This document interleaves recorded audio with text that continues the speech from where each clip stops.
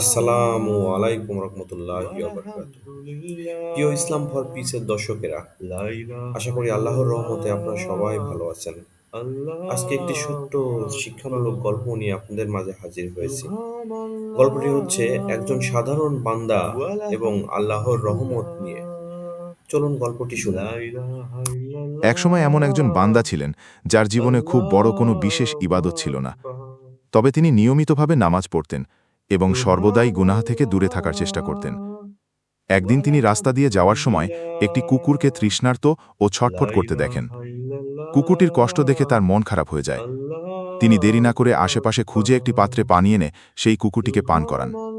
কিয়ামতের দিন সুবহানাল্লাহ, যখন তার আমলনামা দেখানো হয়, তখন দেখা যায় তাতে বড় ধরনের কোনো ইবাদত ওয়ালহামদুলিল্লাহ, নেই, কিন্তু লা আল্লাহ সেই একটি ইলাহা কাজ, একটি পিপাসার্ত কুকুরকে ইল্লাল্লাহ, পান করানো, এর মাধ্যমে তাকে ক্ষমা করে দেন।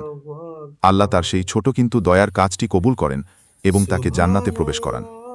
এই গল্পটি সুবহানাল্লাহ, আমাদের শেখায় যে জান্নাতে প্রবেশের জন্য সবসময় বড় বড় ওয়ালহামদুলিল্লাহ, ইবাদতের প্রয়োজন হয় না, লা বরং ছোট ইলাহা ছোট সৎ কাজ ও ভালো নিয়তি ইল্লাল্লাহ। যথেষ্ট।